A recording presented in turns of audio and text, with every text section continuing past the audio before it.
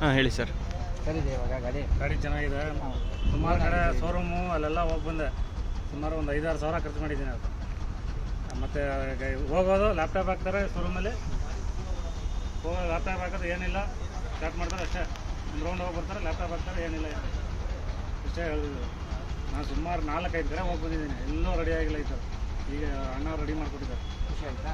ತುಂಬ ಖುಷಿ ಆಗ್ತದೆ. ಚೆನ್ನಾಗಿದೆ ಗಾಡಿ ಚೆನ್ನಾಗಿದೆ. ಪಾಪ ಸಮಸ್ಯೆ ತೋರ್ಸೋಕ್ಕಾಗಿದೆ ಇವಾಗ. ನಮಸ್ಕಾರ ಸ್ನೇಹಿತರೆ, ಸಮಸ್ಯೆ ನಿಮ್ಗೆ ತೋರ್ಸೋಕ್ಕಾಗಲ್ಲ, ರೆಡಿ ಆಯಿತು ಆಲ್ರೆಡಿ ಗಾಡಿ. ಯೂಟ್ಯೂಬಲ್ಲೇ ಹುಡುಕಿದ್ದು ನಾನು. ಗಾಡಿಗಳು ತುಂಬ ಇತ್ತು, ವೀಡಿಯೋ ತೆಗೋಕ್ಕಾಗಲಿಲ್ಲ.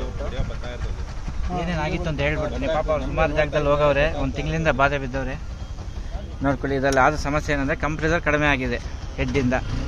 ಮೇನ್ ಪ್ರಾಬ್ಲಮ್ ಏನಂದರೆ ವಾಲ್ ಟೈಪೆಟ್ ಜಾಮ್ ಆಗಿದೆ. ಇದು ಬಂದು BS7 ಅಂತಾರೆ, single plug, BS6 next generation ಗಾಡಿ. ಇದಕ್ಕೆ ವಾಲ್ ಟೈಪೆಟ್ ಗ್ಯಾಪ್ ಬಂದು ಬೇರೆ ಇರುತ್ತೆ, ಅದನ್ನು ಸ್ವಲ್ಪ ನೋಡ್ಕೊಳ್ಳಿ.